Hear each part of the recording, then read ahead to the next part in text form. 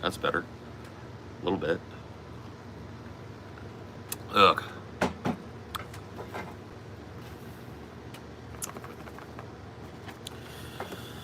Doo-doo.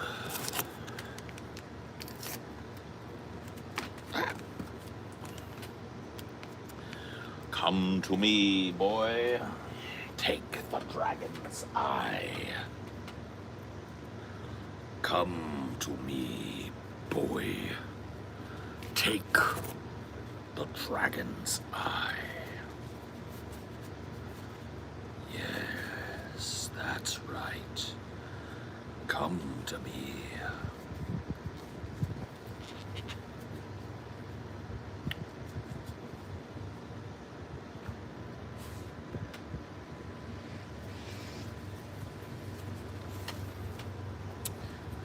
Bloop. Squawk. Squawk. Hey, what's up?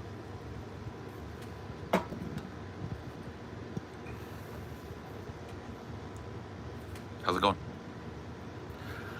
How'd everybody doing today? I'll just smoke a joint. Stone boy. Hold the mic.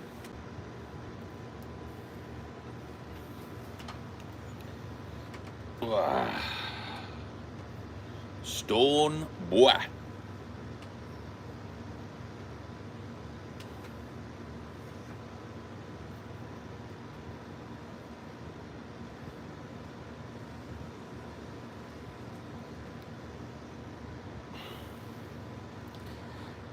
Is it baking today? It's not too bad. I mean, it's like 95, I think, right now, which is better than 105 any fucking day of the week. I'll tell you that much. It's actually livable for somebody that's attuned to this heat. Hence me being outside when the sun's up. Typically, it's really bad. The morning is the only time that I'll bother.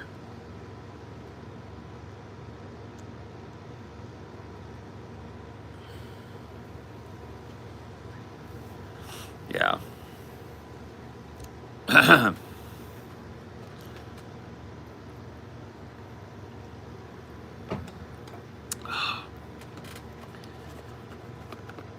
Wonder what happened to Corpse Midget. Oh, Corpse Midget. Yeah, I don't know, but the fact that like 9 years after the fact you're still like wandering, it's a little bit sad. A little bit sad.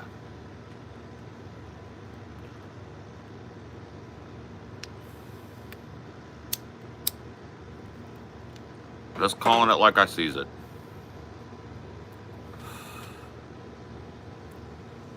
You have less gray than TJ. How?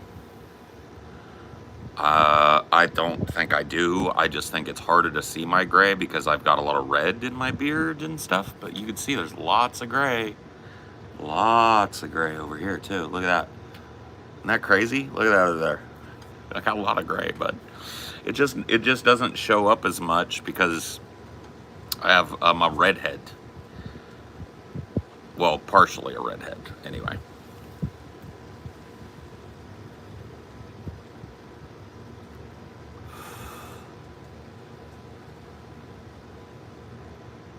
Do you think the moon is hollow? No, I don't think the moon is hollow. Do you? Do you think the moon is hollow?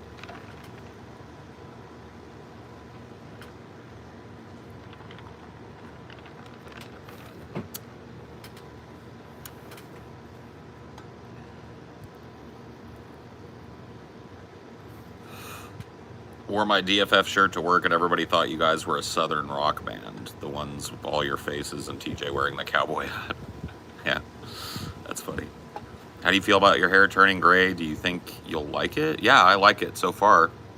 I've got some pretty crazy, like it's going gray from here. It's like I've got, like when I wear my hair down, I've got gray at the front of it. And I'm cool with it. I think it looks neat. What do you think the next classic 80s film will get a really shitty remake? Man, I don't even want to know. I don't want to know, man.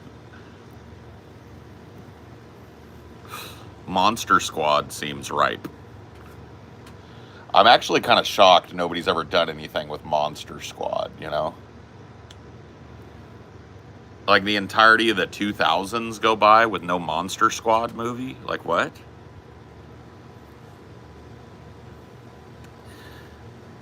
They Live, yeah, Back to the Future. I mean, as long as Robert Zemeckis is alive, he's claimed that that won't happen.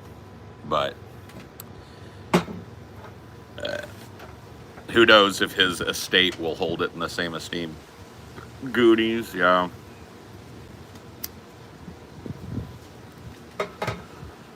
I've been dreading that one because Goonies is like one of my favorite films. Labyrinth remake with CGI instead of puppetry and stuff. And Jack Black playing some of the characters, playing Hoggle. You're not ready for that? You're not ready to see Jack Black playing a CGI goblin named Hoggle?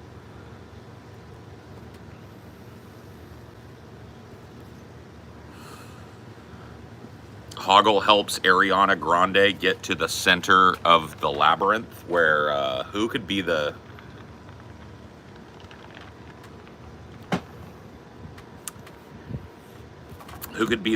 Goblin King? Austin Butler is at the center of the labyrinth, all glammed up. Austin Butler's my pick for anything now. After seeing that dude in Elvis and Dune 2, I think he's like my favorite young actor working right now. Like, I think he's gonna be a mega star. Drake as the Goblin King. What if it's Lil Wayne? What if Lil Wayne is up there? I don't even know, man. You shouldn't have made that wish, is what I'm saying to you.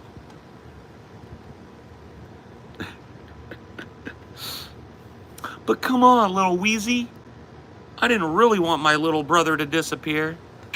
I'm sorry, y'all. The rules, the rules.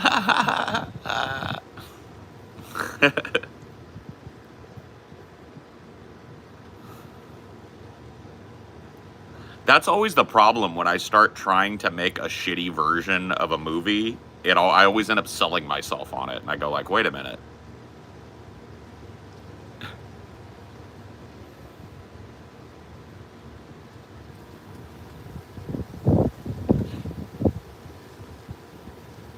It's unfortunately DJ Khaled. Oh no, dude. Yo, I'm the Goblin King up in this bitch. Another one. Oh, please, Goblin King. Give my baby brother back. Nah, I'm sorry. Can't do that. We the best. We the best music. Another one.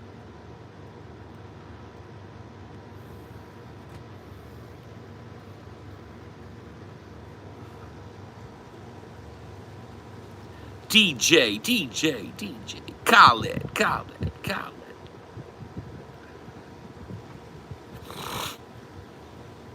Yeah, Kroll would be cool. I don't know though, dude. Kroll was such a good movie. Does it like I don't really want nobody to remake Kroll. Like, no thanks.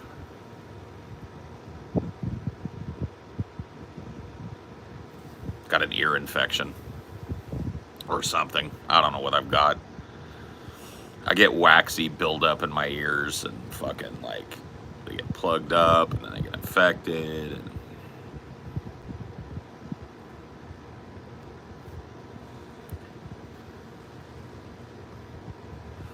Got something on my nose? I'll see nothing in my nose. You're lying. I didn't even see a boog. That's a lie. That was a lie. You're a liar. Kroll is a little too cheesy. I don't know, man. I fucking like Kroll, bro. I like it big time. Nell. Nell, is that from Time I Walk with Law? Nell, doggone long. It's got Jodie Foster in it. Nell? Yeah, I've seen Nell.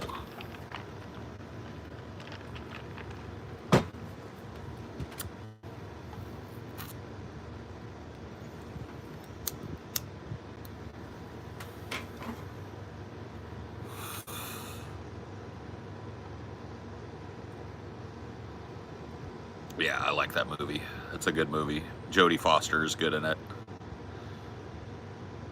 She went full R word though. Thought you never go full R word.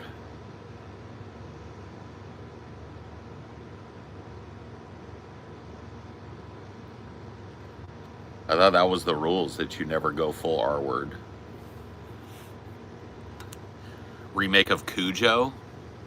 Didn't they already do that? I thought they already did that. I thought Cujo already got its remake.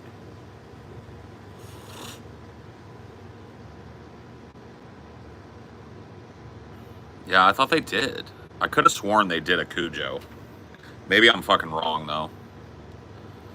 I could have sworn.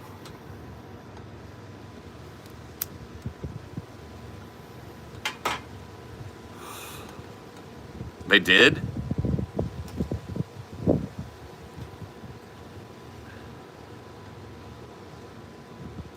They did do it?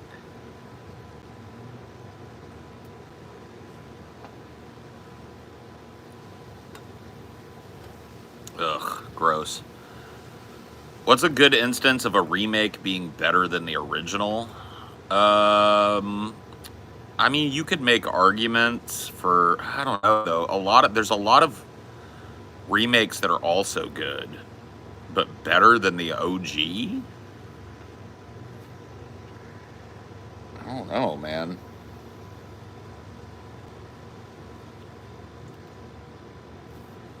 I don't know what I could do. True Grit, maybe, yeah. True Grit. Cape Fear, yeah. I've seen both Cape Fears. They're actually both really good, but the remake of Cape Fear is good. Terminator 2 is not a remake, it's a sequel. A remake is when they take a movie and recast it and make it again. Ooh, I just thought of one. The RoboCop remake. Way better than that shitty original.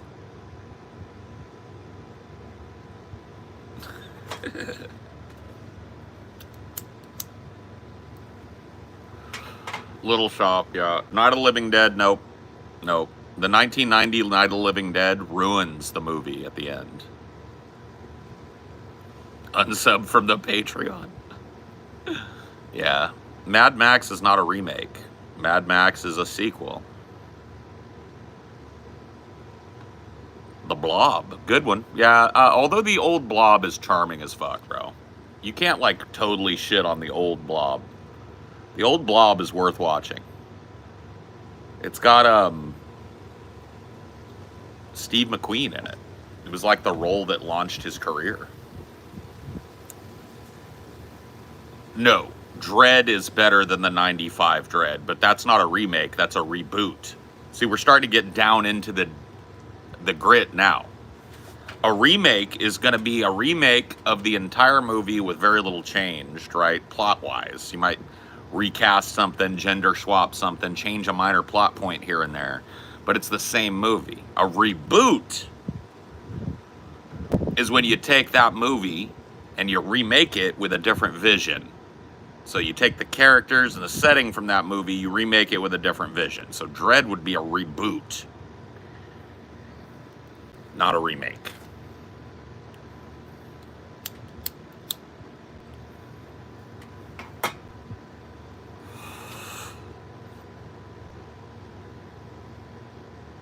Oh my god, The Thing 2 is so bad. Yeah, you're right. Could you imagine how skibbity a current remake of High Times at Ridgemont High? No. No, it would be fucking like you couldn't because like kids don't. Like that's why that genre of movies. So when I say that genre, I mean like teen movies, right? Movies about teenagers who steal their like when I was a kid, right? There was a movie called License to Drive, and it had the Coreys in it, Corey Haim and Corey Feldman. Corey Haim played the main character who met this hot chick at school and asked her out on a date. He shoots his shot and she accepts. And then he doesn't want to tell her that he's not 16 yet and doesn't have a car. And so he steals his dad's car, goes out, and has like a whole adventure with his dad's car, right? That was the movie. Then there's like Lost Boys, right? I'm going to name a bunch of these for you guys because I want to drill this home. Lost Boys. Also got the Coreys in it, Haim and Feldman, right? They played different characters. Corey Haim, once again, main character. Corey Feldman, strong support. They play a group of teenagers who realize that vampires is taking over a town. Okay, then you got Fright Night.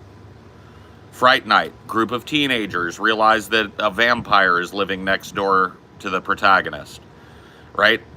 Goonies, group of like tweens and teenagers go on a fucking raucous adventure together to save their homes from evil corporate bankers that want to buy it, right?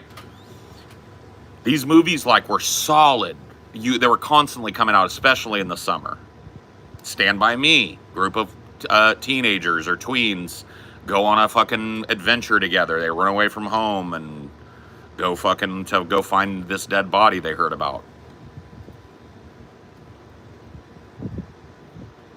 Right? These types of movies were ubiquitous throughout the 80s and 90s. You want to know why? Because kids actually used to go out and do shit. Kids don't go out anymore. Like a movie about teenagers right now would be a movie about kids sitting around and looking at fucking YouTube all day and playing Fortnite all night. Like it would be boring. Like they don't do anything. You would have to set the movie in Fortnite. Oh, that's not a bad idea. What if you wrote a movie that was licensed? Nah, because Fortnite would never do it, because it would make Fortnite scary to kids. Fuck.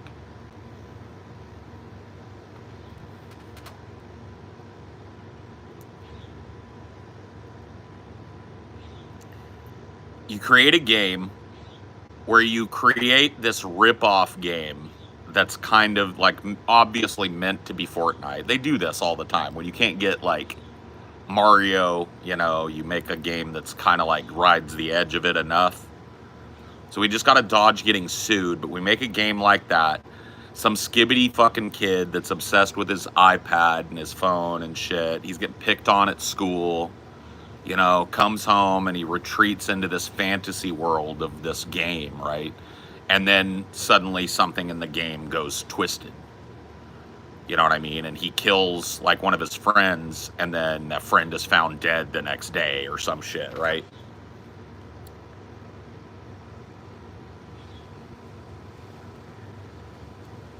Oh yeah, you call a game 2 weeks because that's a Fortnite. Yeah, that's a good point. You gonna get on 2 weeks tonight? I don't know, dude. Feel like I've been playing too much. My mom says I need to get better grades or else she's gonna fucking ground me. Oh, come on, loser. It's the national championships tonight. You have to at least try. Or are you afraid to face me? I'm not afraid of anything, man. I'll be there.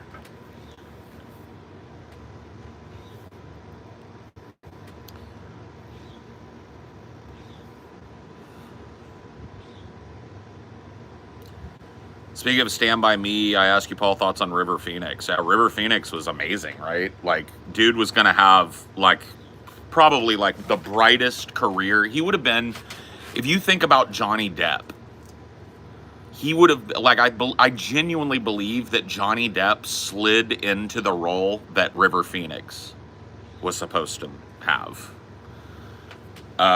Dude died of an overdose, you know, like, super, super talented. Like, one of my favorite roles is he played young Indiana Jones in the beginning of Indiana Jones and the Last Crusade. It was such a brilliant fucking thing to, like, show him as a kid, you know, and you couldn't have asked for a better Harrison Ford analog, you know.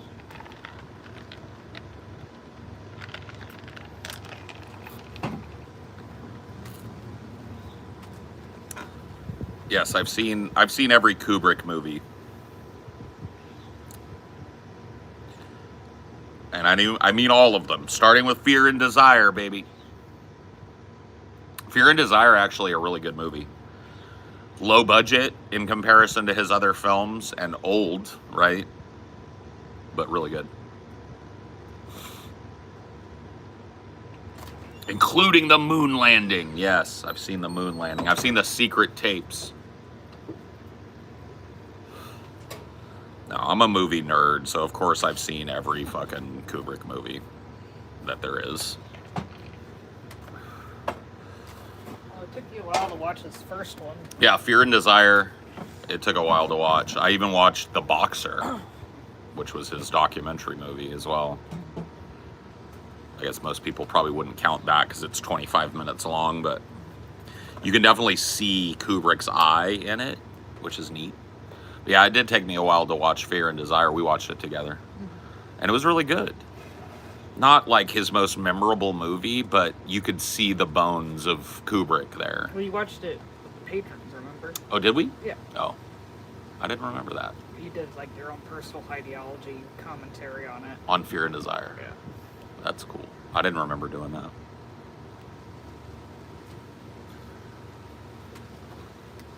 Paths of Glory is a great movie, and kind of a cursed film for Kubrick because, like, it cemented his relationship as a director who could work with Kirk Douglas. Kirk Douglas was known for, like, basically, like, throwing his weight around on every set, and he's of course the primary character in Paths of Glory. And he apparently was just a nightmare on set. Just like a total prima donna, total asshole, never happy, yelling, cussing, smoking, drinking. You know what I mean? And Kubrick was like, finished Paths of Glory and while he was finishing up Paths of Glory, he got the call for Spartacus. And he took it because he was like, thank God. Something that isn't this. And then he found out that Spartacus would be played by Kirk Douglas. So he was tied to that relationship, but because of his work on Paths of Glory, he was given a little bit wider latitude on Spartacus, but it was that movie that cemented in him, I'm not going to work this way anymore. Like, now that I've made my name, I have control over my productions, and I make the movies I want to make, how I want to make them, and fuck the actors. It's a lot of people, it's conjecture, but a lot of people think that the way that Kubrick was rather disdainful of actors, especially ones that were hard to work with or moody, big names, was because of his time with Kirk Douglas, doing 2 films with Kirk Douglas.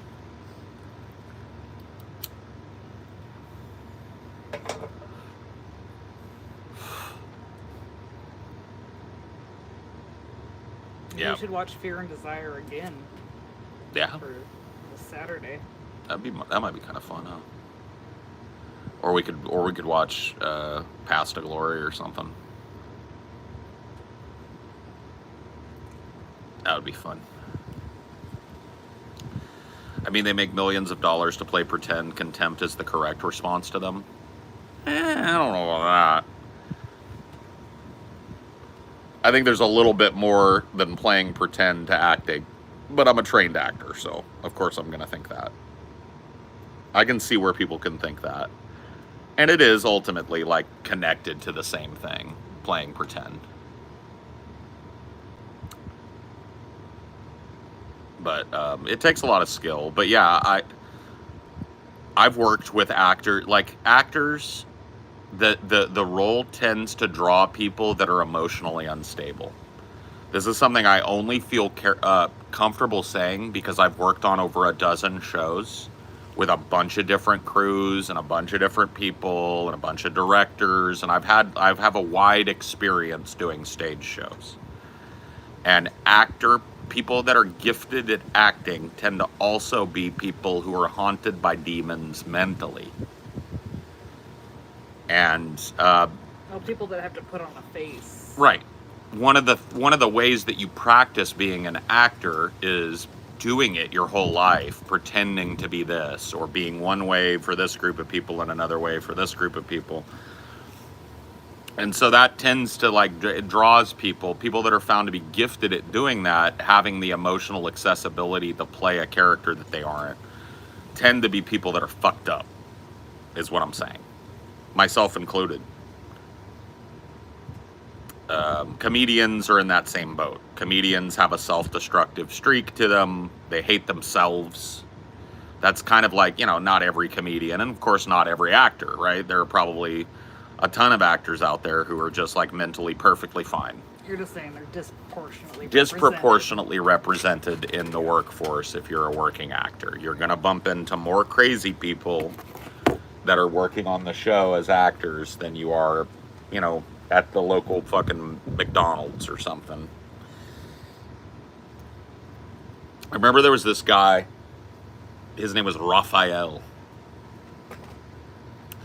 He was a great guy. He was actually a really talented guy. I worked with him a couple of times on the same show, but twice. We came back together and did a reprise of the show.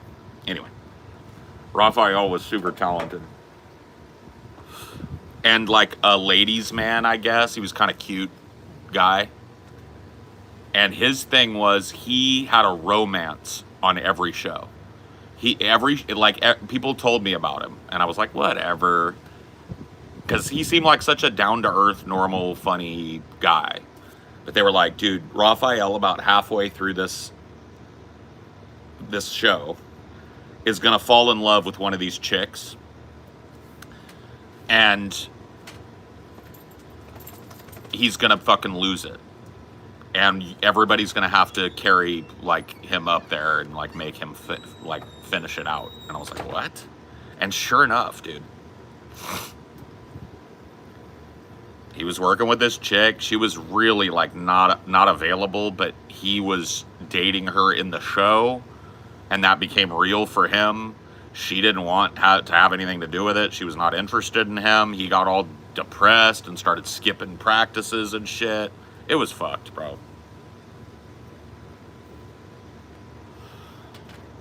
I think one of the things that got me so many roles was I'm a director's actor. I don't get flustered. I don't get fucked off with directors. And when I do, it's to a point, right? I'm easy to work with. I'm not a prima donna. I'm willing to go out there and bust my ass. I'm willing to do long rehearsals, long takes, sweat under the lights.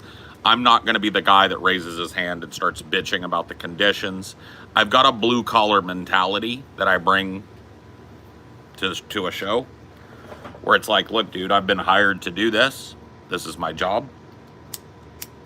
This guy right here is my direct boss. When he tells me to do something a certain way, I do it that way.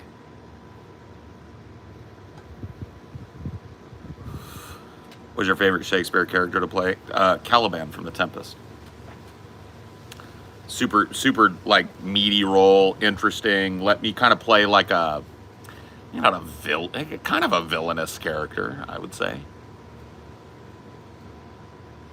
Up until that point, I had played primarily comedic roles in Shakespeare. And Caliban has his comedic moments, but he's more of a dark character. And I was really excited to sink my teeth into something that wasn't funny.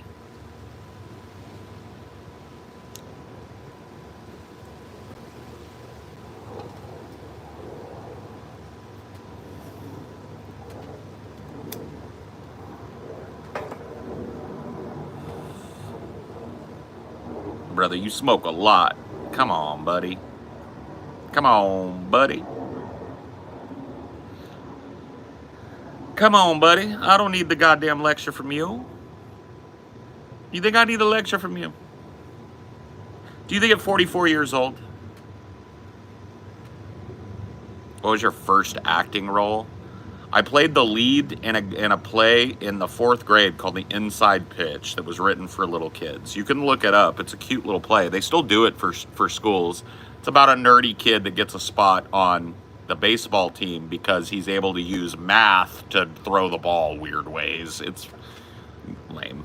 But that was my first acting role, yeah. Done a bunch of musicals. Yeah, I did Grease, Little Shop of Horrors, Bye Bye Birdie. I'm trying to think if I've done any other big musicals that you would know. Those were the 3 big ones that I did.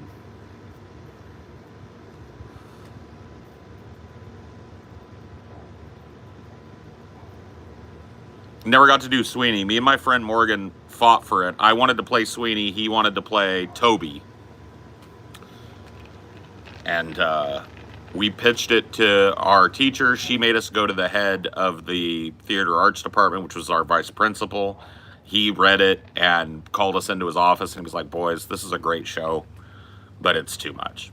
Too much murder, too much killing. And we were like, come on, man. They do it stylized. They don't even show blood and blah, blah. And he was like, nah, we can't do it. And I was like, oh. We were that close, though, to getting to do Sweeney Todd. We were that close. Who did you play in Grease? I played Roger, or Rump.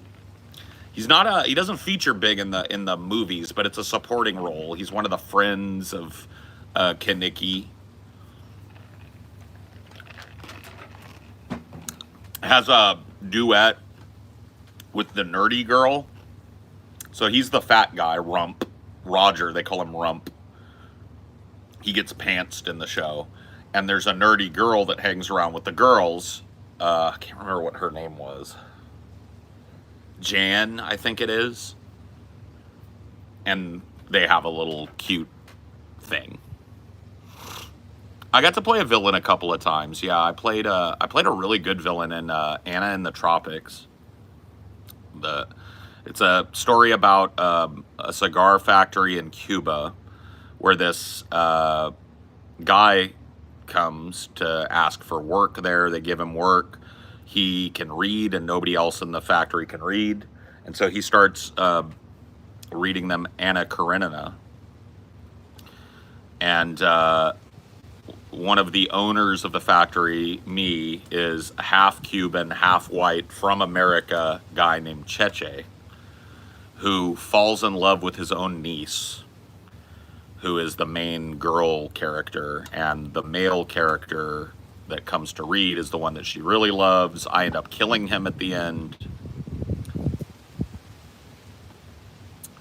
It worked really well. I you know, like the whole villain thing is it's a different mindset, and I'm definitely, like, I'll admit, I'm probably better suited to your average comedic role. A villain has to be a certain way, I think. And I can do that if they need that kind of villain. Like, Cheche was a reluctant villain, or kind of like a tragic villain. He wasn't, like, evil from the start. He was just pushed to evil by desperation, right? What is Bye Bye Birdie about? It's about it's a lame show. It's about a kid, like a rock star guy that comes to town, and all of the kids that are obsessed with him, and their parents who don't understand, and blah blah blah blah blah. Yeah, I did Bye Bye Birdie. I think it was like 94, 93 maybe even. Not really high up in the register of shows that I did. But it's a popular old musical standard show that a lot of high schools do.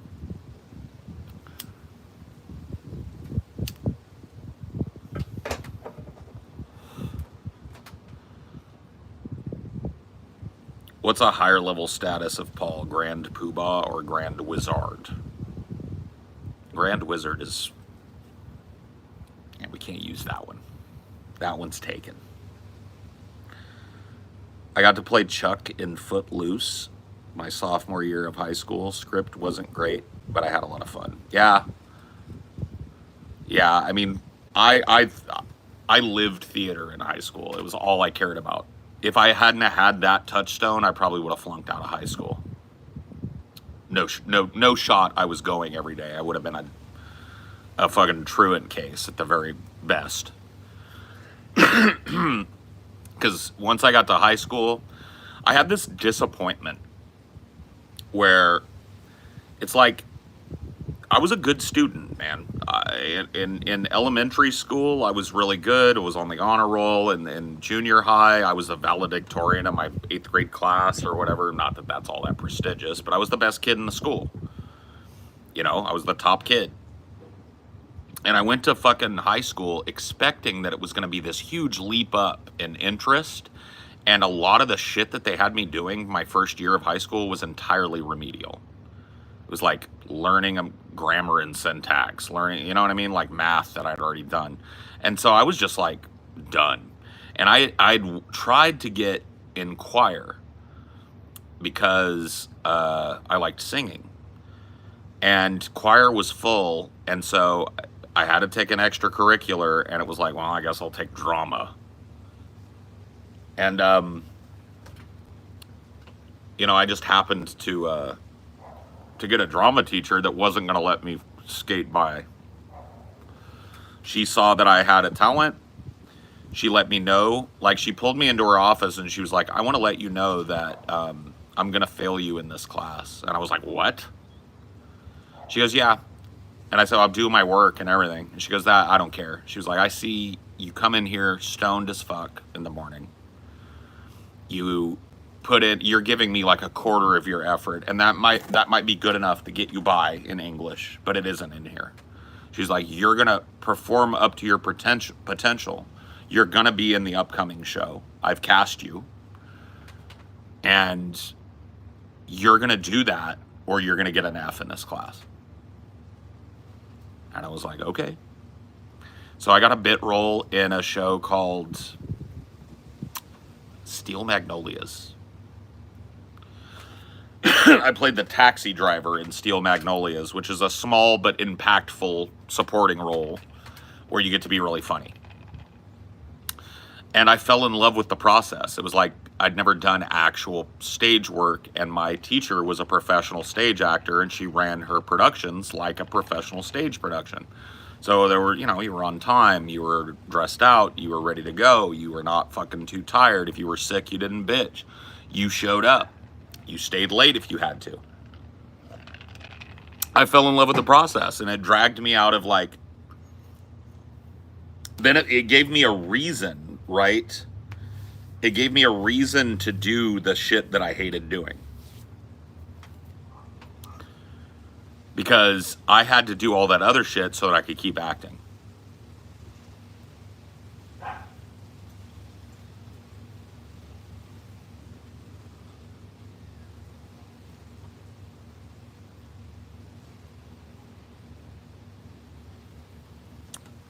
Yeah. She gave me a gift, you know, because like had I not gone down that road, I don't think I ever would have gone down this road. You know, so the things are inextricably linked. Me getting all that training back then that I still use when I do shows is, you know, that's invaluable in my life. Pretty crazy, right?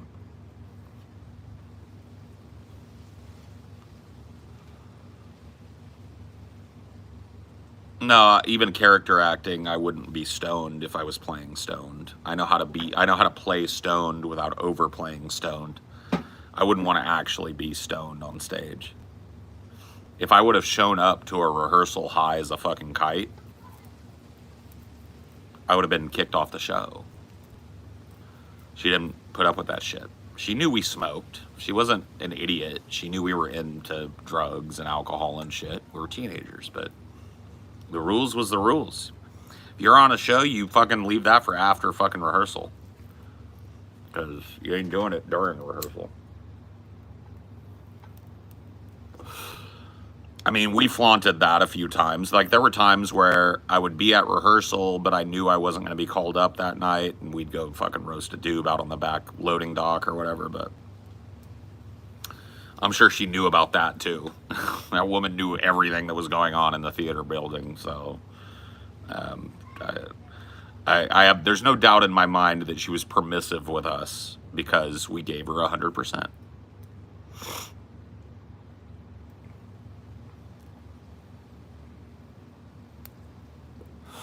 Changed my whole life. Yeah, pretty crazy. She's disappointed in me too. That's the sad thing. Is like the last time I spoke to her, it was a long time ago, but it was after I'd gotten hired on the Drunken Peasants, and I kind of went to visit her, and you know, to tell her like, hey, you know, I'm working in a business where I'm performing, and it's because of you, you know. And she was like, what are you doing? And I told her, and she was like, that's a waste of your talent. Doing a stupid internet show, that's a waste of your talent. You should be on the stage. You should be teaching. I was like, well, okay. Whatever you say. Yeah, I mean, she's from my parents' generation, and they don't really understand what I do. I think my dad does. My dad is savvy, but my mom doesn't really get what I do either. She's happy I do it, but I don't think she understands a bit about it.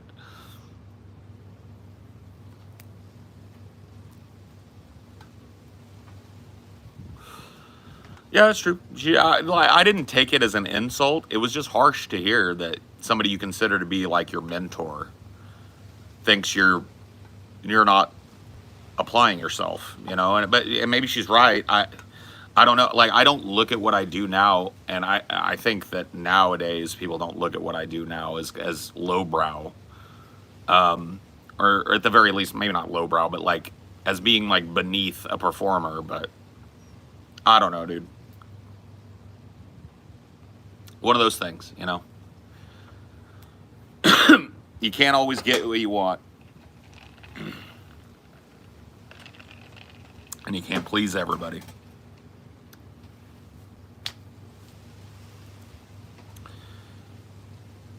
How you deal with aging? Like everybody else does, bro. I just roll with the punches to the best of my ability, you know. You know, I'm fighting back against some of the early onset of that type of shit. Getting creaky, getting fat. I'm trying to get, you know, lose weight. I've done a great job so far. I've lost over 60 pounds. I feel better. Doing exercise and stuff to try and beat back a little bit of the worst, maybe. But I'm still pretty unhealthy. You see me out here chain smoking and shit. That's definitely not a good thing. But one bad habit at a time, right?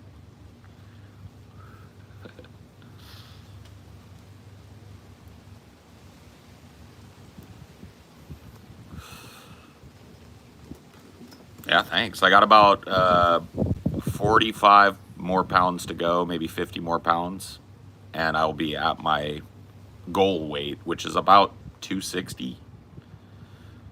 Well, I have about 50 left, if that's the case,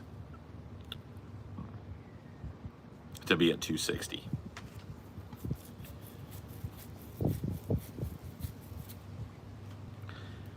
That's not saying where I will, that's where I'll land and end, but that's where I'm shooting for. I'll be happy to get to 260. I got knee issues, yeah. What's your favorite slasher? I'm not a big slasher movie guy. They're my least favorite kind of horror movies. The like lone guy stalking through the house, stabbing up people. It's just not really my thing. I guess I would say Nightmare on Elm Street.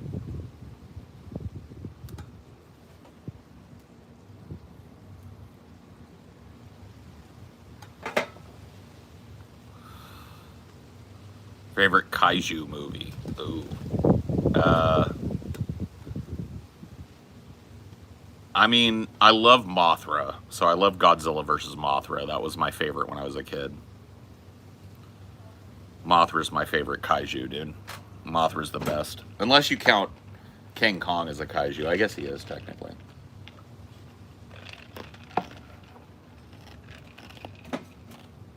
Kong, Mothra, okay?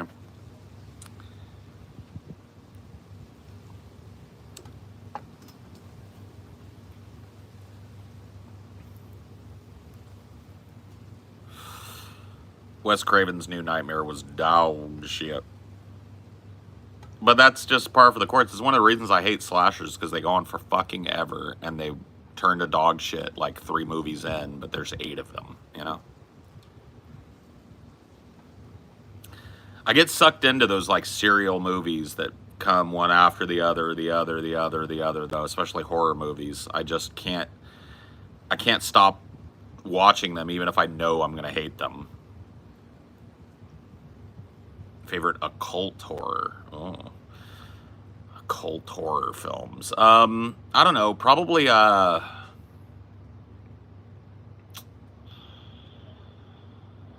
Omen? I really like the original Omen. Fuck the shot-for-shot remake. That's retarded. But the original Omen is really, really good.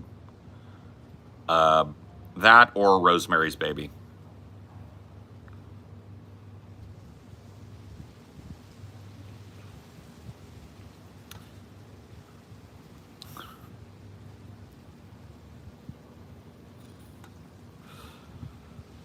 What was the intention behind the 1998 Godzilla with Matthew Broderick? I don't get why they seem to try making a sci-fi. I have no fucking clue, bro.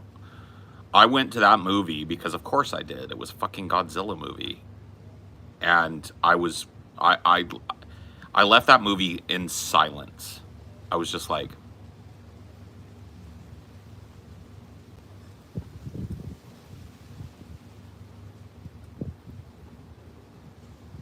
what? What was that?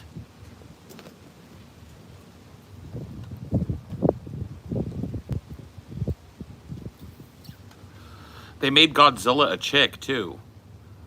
They were like, because he had a bunch of eggs. I was just like, oh my God.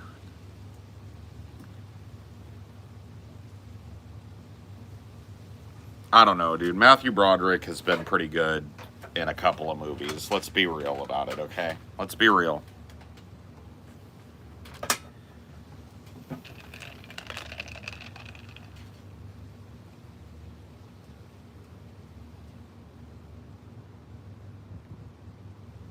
I'm glad you said that you're not telling us who you voted for, because it allows us to think critically instead of copying you, even though you're, oh, yeah. How I vote should be of such minute importance to you as a political entity that you should never even think about it. How someone else is going to vote, really, unless you're canvassing, should be the last thing on your mind. The last thing.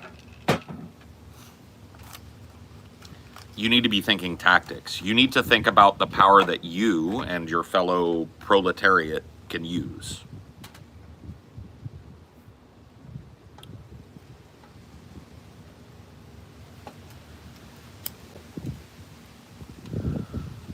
Do you believe trans women should tell a man she's trans before they kiss and hook up? Yeah, sure.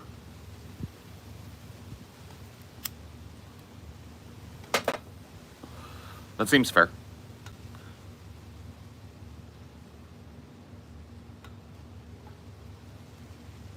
You know, I mean, I can't see myself being mistaken for the opposite sex. But if I were, I would want that person to know what kind of equipment I've got and stuff, so that there wasn't a big goddamn to-do about it. So, yeah, probably.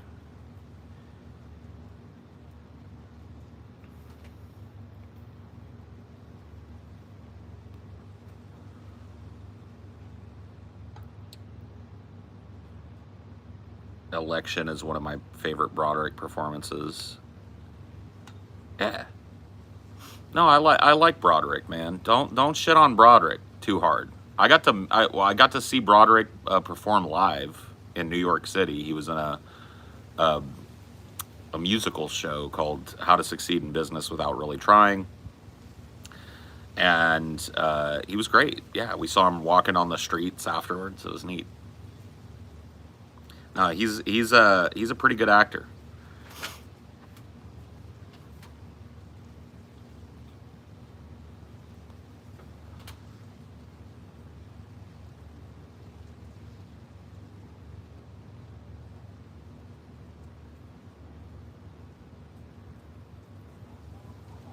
Mad Eye Moody. Mad Eye Salty.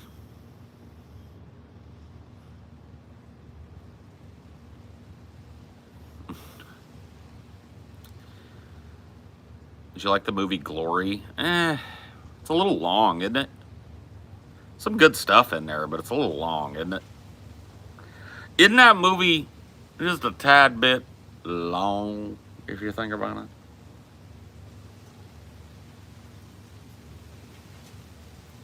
Oh, that's right. Matthew Broderick did kill that guy.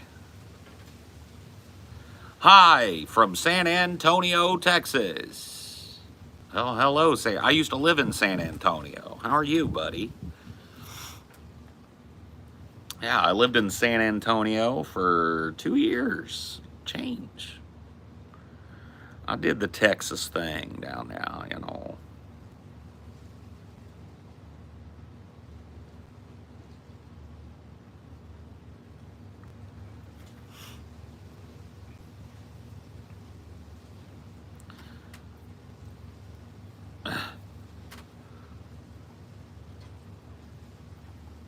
Have you read anything by William S. Burroughs? I'm so bad with fucking authors. I feel like I have. Burroughs, didn't he do Neuromancer? If he did Neuromancer like I think he did, then yes.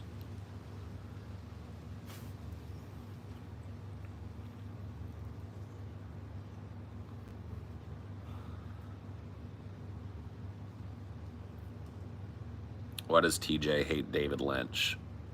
I don't know. I have seen Naked Lunch. I've never read Naked Lunch. I've seen the movie adaptation of Naked Lunch.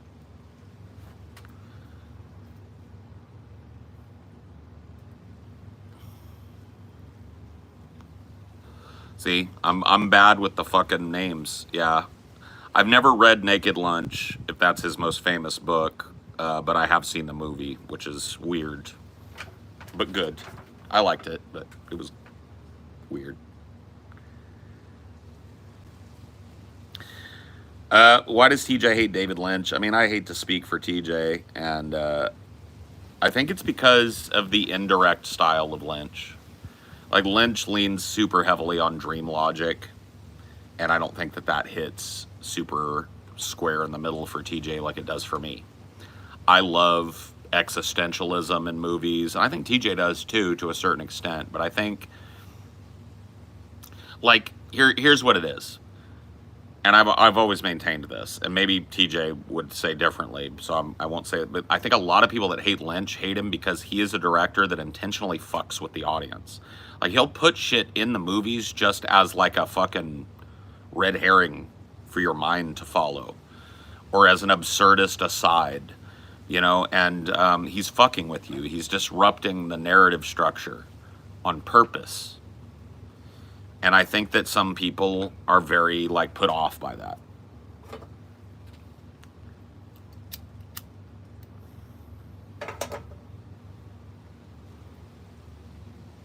Cucarachi Christie. Yeah, dude. Fucking giant cockroach Corpus Christi, dude. I'll never forget them roaches, bro. That was wild, bro. That and the heat. Talk about, like, dying. I was about to die out in the sun, bro. It's like 100% humidity and 100 degrees. It's like, nah. Any updates on possible DP reunion? You guys will hear straight out of the horse's mouth. Assume no until you hear. How's that?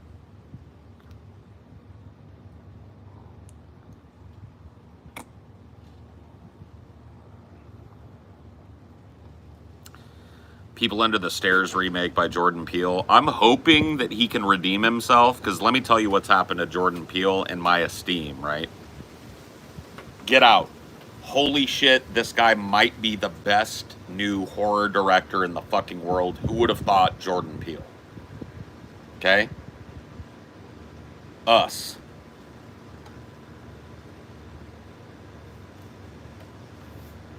That one kind of sucked. That was bad. That was a bad movie. What the fuck? Nope. I mean, it was alright. So, like, that's not good. That's not good. That's not a good career arc. No. Us sucked, and Nope was just passable as a film. Just passable.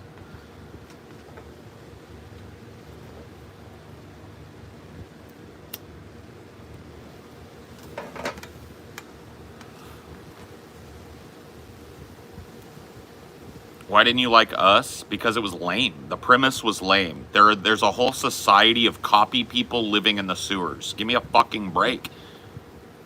It wasn't scary. It was goofy. It was bad. It was just bad. It was just bad. It made no sense. And it was bad. Nope had its moments. The best part of Nope had nothing to do with Nope. It was the chimp scene. That was the scariest fucking, like, 5 minutes of movie that I've seen in a long time. But it was wrapped in a turd sandwich.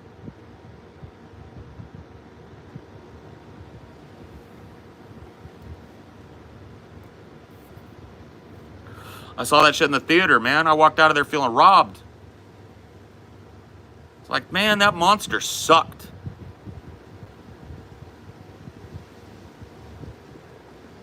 Boo. But I will tell you this, there's potential in The People Under the Stairs. That movie sticks with you if you watch it, even if you fucking cringe at it. There's something about that movie, right? And if he can latch on to that and expand on it, you might end up having a remake that's better than the original. I only walked out on one movie in my life.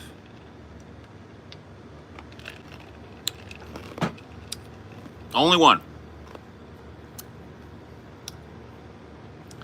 Cool World. Ever seen that movie? Cool World? Walked up out that bitch. I was like, nah. Cool World. Look it up. It's got Brad Pitt in it, bro. Cool World. I was so bored, bro. And there was this broad that had brought her kids to it, even though it was rated R or whatever the fuck. She brought her kids in there, and every time a cartoon titty popped out or whatever, she was like, oh my God! And I was like, do I want to put up with another hour of this film and that? I was like, nope. So I got up and I left, and I told the fucking concession guy, I was like, hey, I want my money back. There was a lady in there screaming, the movie fucking sucks. So they gave me my voucher to come back for free or whatever for a movie, and I fucking left. That was the only time. Nope, didn't walk out of Waterworld. Went and saw it in the theaters, didn't walk out. It takes a fucking act of Congress to get me to walk out, bro. Cool World, Monkey Bone. No, I'm thinking of the wrong fucking movie. It was Monkey Bone that I walked out of. I get them mixed up. I saw Cool World. It sucked, but I didn't walk out of it. It was Monkey Bone that I walked out of. Yeah, Monkey Bone. I watched I think like 20 minutes of it. I thought about walking out of Cool World. No, but that whole story, I just got them mixed. The lady that brought the kids brought them to see Monkey Bone. And I walked right the fuck out of Monkey Bone. I was like, nah. Nah. Nope. How do you feel about Brendan Fraser? I like him. I think he's a likable guy. He's been in some turds, but he's also been in some really good movies.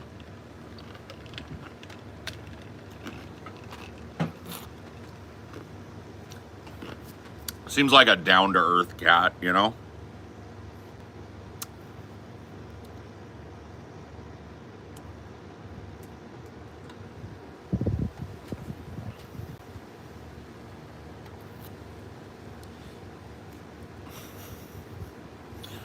just take out this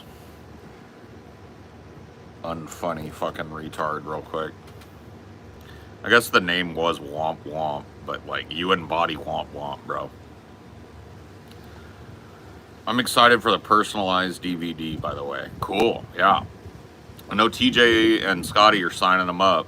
It took me a while. It took me like a week to get through it. There were 6 boxes. 1, 2, 3, 4, 5, 6, 7 boxes. Each of them had 35 in it. It took a long time. Yeah, the Blu-ray, yeah. Oh, goddammit. it.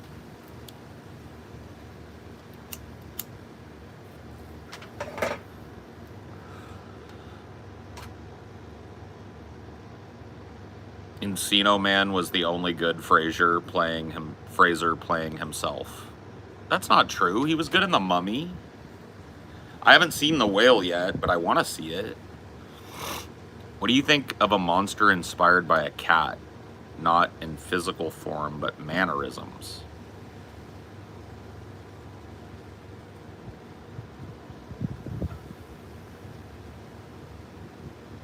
No. No.